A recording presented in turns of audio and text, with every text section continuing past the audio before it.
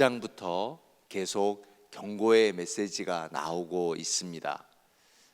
우리에게 변화와 성숙을 추구하며 신앙의 기본으로 돌아가야 하기 때문에 히브리서는 계속 우리에게 도전하고 있는 것입니다.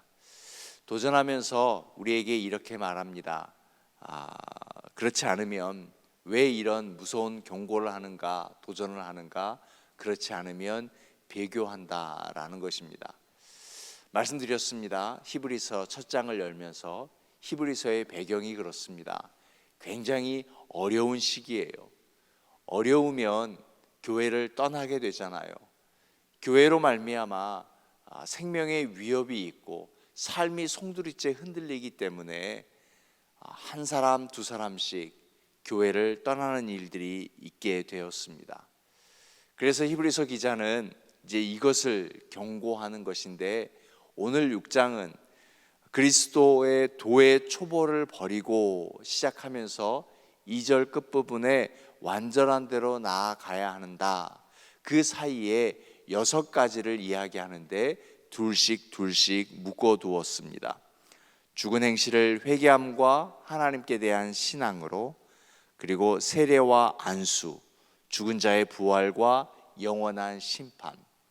이 6가지는요, 초대교회 시대에 맨 처음 교회에 바로 입교 절차였고요, 세례 교육의 절차였었습니다.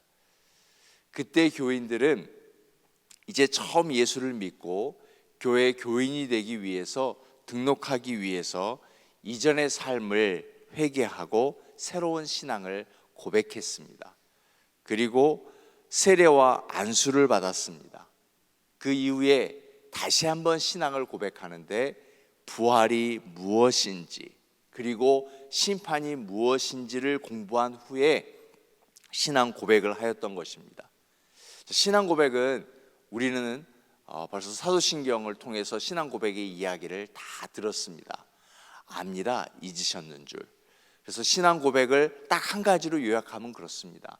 왜 우리가 매 주일마다 신앙 고백을 하는가? 그것은 지난 6일의 삶을 돌아보자라고 하는 것입니다. 그 삶을 돌아보고 하나님 앞에 온전히 섰는가? 자, 그러면 초대교회 당시에 교회에 영입되기 위하여서, 교인이 되기 위해서 왜 우리는 신앙 고백을 하는가? 예수 믿기 이전의 삶은 어떠하였는가? 그것을 우리가 잊지 말자, 알자라고 하는 것입니다. 근데 왜 우리는 알아야 합니까? 지난 6일의 삶을 왜 돌이켜보아야 합니까? 예수 믿기 이전의 삶을 왜 봐야 하는 겁니까? 신앙 고백은 앞으로 내가 순종의 삶을 살겠다라고 하는 고백입니다. 그러면 지난 삶에 순종의 삶을 살지 못하였던 걸, 그것을 확인하여야 순종의 삶을 살아낼 수 있는 것입니다. 그렇지 않으면 자꾸만 우리의 길이 빗나갈 수 있는 거예요. 그래서 하나님의 말씀에 내가 순종의 삶을 살았는가 늘 확인하는 것입니다. 다른 것이 아닙니다. 하나님의 말씀입니다. 어떤 한 동네에요, 말의 발굽 있잖아요. 말발굽.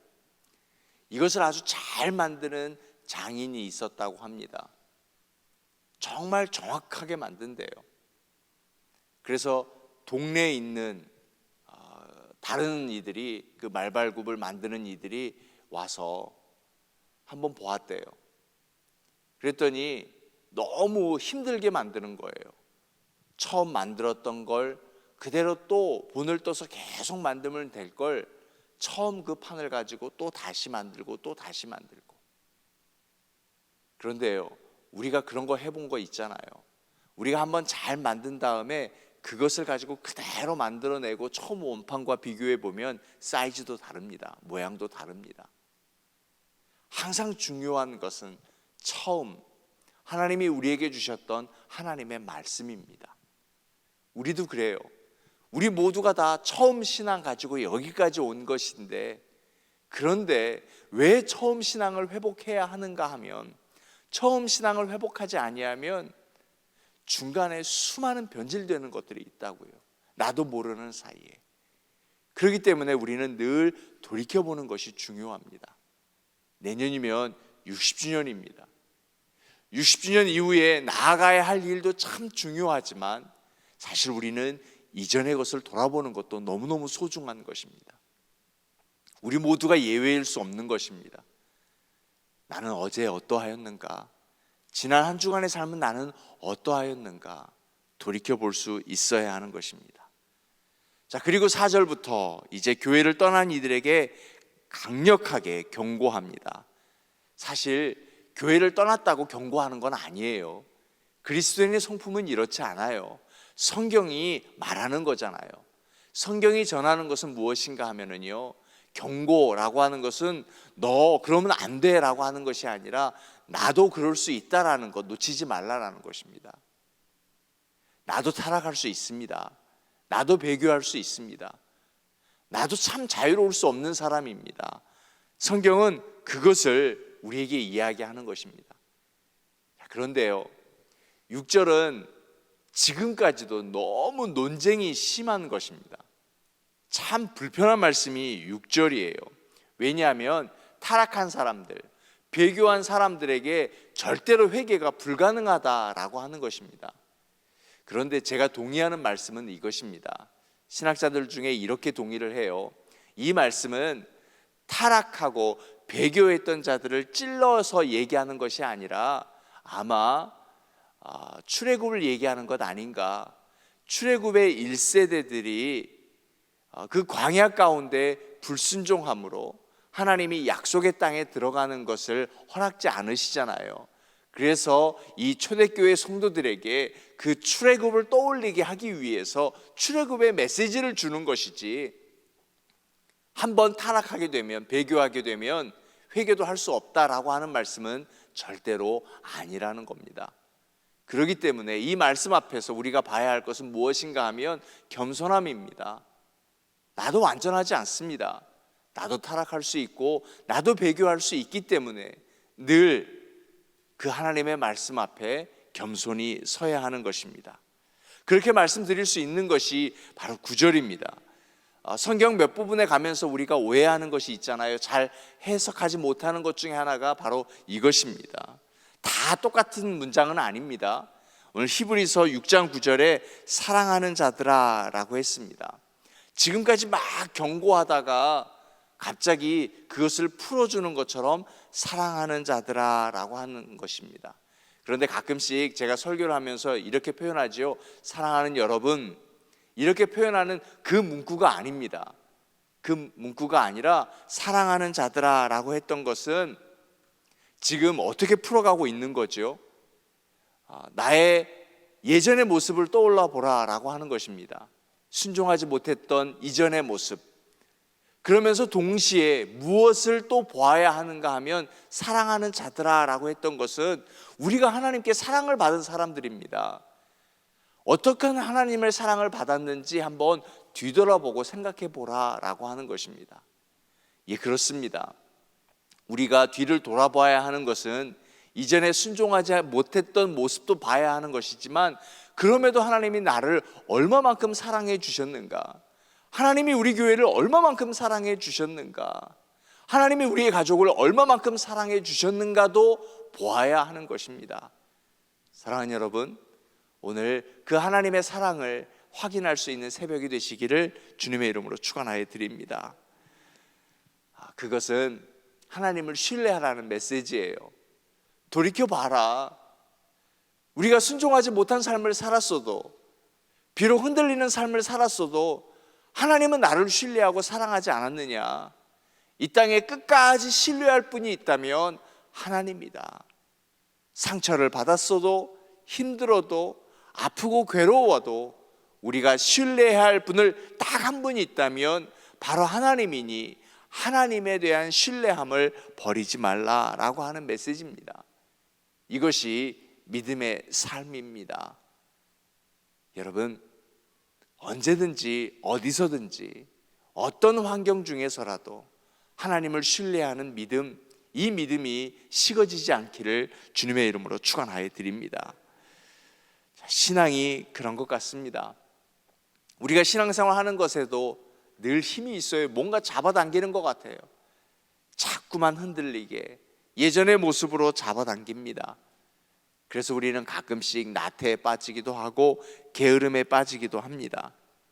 하지만 그러나 이것이 끝이 아니지 않습니까? 우리에게는 말씀이 있으니, 또 우리에게는 기도가 있으니, 이 말씀과 기도함을 통하여서 다시금 회복되고 일어설 수 있는 것입니다. 그래서 우리가 늘 가져야 되는 것은 오늘보다 내일 조금 더 나은 그리스도인이 되기 위하여서 힘써야 하는 것입니다.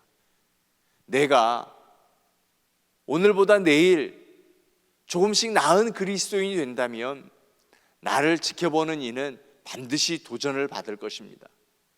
그것이 전도라고 생각합니다. 나를 지켜보는 이에게 참다운 그리스도인의 모습을 보여줄 수 있다면, 참다운 신앙인의 모습을 보여줄 수 있다면, 그렇다면 우리는 이 땅에 바른 선교와 바른 전도를 하고 있는 것입니다. 이것이 우리의 목표가 되어야 되지 않을까요? 이것이 우리가 나아가야 할 방향이 되어야 하지 않을까요? 그래서 에베소서에도 그리스도의 장성한 분량에 이르기까지 힘써라 라고 말씀하지 않으셨습니까? 또 이것이 우리들의 열매이어야 되지 않을까요? 우리는 지금 9월을 지나가면서 이제 올 한 해의 열매를, 어떤 열매를 맺고 있는가 확인해 봐야 하는 것입니다. 그리스도인이란 열매가 있어야 하는 것입니다. 과일나무에 과일이 있어야 하듯이 그리스도인에게는 열매가 있어야 하는 것입니다. 9월입니다. 이제 한 해가 벌써 저물어 가고 있습니다. 적어도 우리에게는 이제 나는 어떤 열매가 있는가, 올 한 해 나는 어떤 열매를 거두어 가고 있는가, 그리고 그 열매는 누군가에게 힘이 되는 거죠. 누군가에게 위로가 되는 거죠. 열매는 나도 먹지만 남도 주어야 하는 것 아니겠습니까? 그래서 우리가 힘써 거둔 그 열매를 누구와 나눌까? 나눌 것이 없는 사람이, 그 사람이 가난한 사람입니다. 우리는 나눌 수 있는 교회가 되고 나눌 수 있는 그리스도인이 되었으면 좋겠습니다. 그럴 때 우리는 흔들리지 않을 수 있습니다. 히브리서 6장이 전달하는 것은 바로 이것인 것 같습니다. 그래서 우리가 좀 더 나은, 좀 더 장성한 그리스도인이 되어서 우리의 열매를 나와 우리의 이웃들에게 함께 나누고, 그것이 하나님의 사랑임을 잊지 아니하는 복된 토요일 예배 전날 되시고 바른 새벽 기도자 되시기를 주님의 이름으로 축원하여 드립니다. 우리 이 말씀을 붙들고 함께 기도하겠습니다. 하나님, 그리스도의 장성한 분량에 나아가까지, 그리고 말씀대로 사는 만큼 성장하는 그런 그리스도인 되게 하여 주옵소서. 기도해 주시고요. 내일은 주일 예배입니다. 온전한 주일 예배 될 수 있도록 기도해 주시고, 또 변이 바이러스로 인하여서 많은 분들이 아프고 힘들어하고 있습니다. 속히 이 바이러스 이겨내고 지나갈 수 있도록 기도해 주시고, 또 교회가 준비하고 있는 수요학교, 어기모, 그리고 선교를 위한 후원 바자회 여러 행사들을 위해서 함께 기도해 주시기 바랍니다. 통성으로 기도합니다.